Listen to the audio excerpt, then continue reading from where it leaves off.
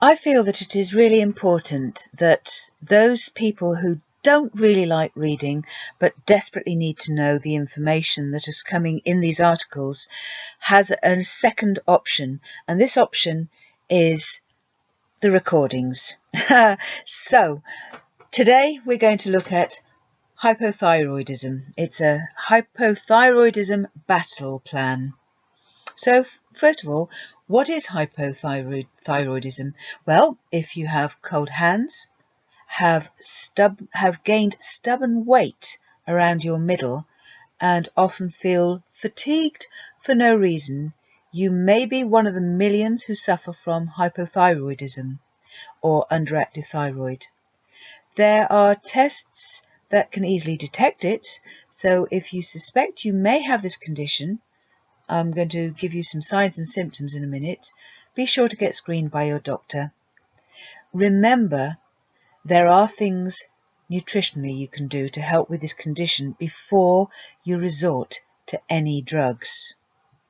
With the right diet, exercise and attitude, amazing things can often happen. There are two types of thyroid problems, but I am only going to write about the underactive type because it mostly affects women, and obviously I'm a woman. Well, hypothyroidism, or an underactive thyroid, is where the production of energy and the synthesis of proteins are reduced. It's very prevalent but almost exclusively affects women. Often, the hormones produced by the thyroid cannot be produced because of a deficiency in iodine. So, let's look at the causes of hypothyroidism. It's a bit of a mouthful, isn't it? Well, many factors can cause an underactive thyroid. Many of those with an underactive thyroid suffer from a deficiency in iodine, and certain foods contain goitrogens that are iodine inhibitors. The overconsumption of animal fat can mimic hormone production, therefore causing your body to think you do not need to produce the hormones you really need. A lack of exercise is a contributing factor. Environmental stresses such as plastic residue, mercury, which of course those of us who are over a particular age all have silver fillings in our mouths, and those are mercury-based fillings. They do call it amalgam, but that amalgam contains mercury. I've had all of my fillings removed, and it made a massive difference in the way that my energy levels rocketed. And of course, chemical toxins can also play a role. Diabetes is a major risk factor. In fact, 15 to 20% of diabetics and their children will have an underactive thyroid. These problems may have the same root cause as poor diet and a sedentary lifestyle. Infertility can also sometimes be a sign that you have a thyroid disease. So let's look at the signs and symptoms which will tell you whether there is likelihood that you have an underactive thyroid. If you have cold hands and feet and you have a low body temperature, if you have sensitivity or intolerance to cold, yellow bumps on the eyelids, yellow-orange discoloration of the skin, slow, slurred speech, insomnia and fatigue, brittle nails, weight gain, especially in the midsection, dizziness and ringing in the ears, hair loss, including from the eyebrows, inflamed throat and thyroid, loss of appetite, constipation, painful menstrual cycle, decreased memory. Now, how many of us after we get a particular age have a decreased memory? Headaches, recurring illnesses and allergies. Please note, if you have 3 or more of these symptoms, your doctor should screen you for hypothyroidism right away. Now, you do not need to remember the signs and symptoms because they are all written down in the article. There is a thyroid self-test, and it's pretty accurate, and it can be done right at home.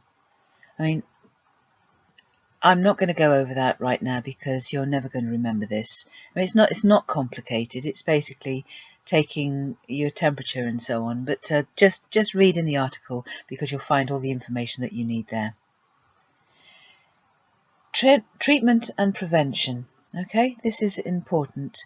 So, diet plays a major role and is directly related to the performance of the thyroid. Peanuts, peanut butter, and soy, which is often hidden in various foods called textured vegetable protein, as well as cabbage, spinach, and mustard seeds, should be avoided due to their goitrogen chemical content, which blocks the absorption of iodine.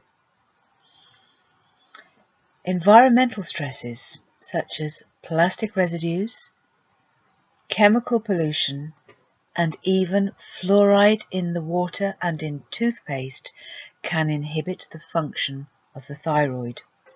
At the moment, we are fighting the reintroduction of fluoride into our water in Bedfordshire, and I can send you some articles related to how and why fluoride is particularly damaging to the thyroid and various other different aspects of the human anatomy. If you would like to email me and I will send that to you. Xenoestrogens are man-made and polluting nature and are part of the chemical makeup in fertilisers, pesticides, and plastics. The most dangerous of the I can't pronounce that. I don't know how to pronounce it, but you can read it. You can definitely read it in the article. And I can't pronounce that one either. They mimic the hormones, which then confuses your body into thinking that it doesn't need to produce the actual hormones that it needs. Unfortunately, they are very prevalent. For example, they can be found in cling film and other flexible plastics.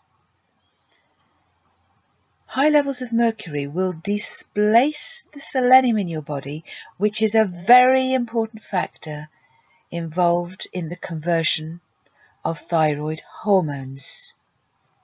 And tyrosine is a beneficial type of amino acid that is used by your cells during protein synthesis. Now, there are a series of recommendations, things to do and things to avoid, and nutritional supplements which follow. It's far too many to read out to you now, but just be aware that the information that you need are in the articles, and if you try and follow them, they will most definitely make a huge difference in your levels of underactive thyroid, and you can tend to turn around these issues without resorting to the kind of pharmaceuticals that your doctor is likely to start prescribing for you. So till next time, take care.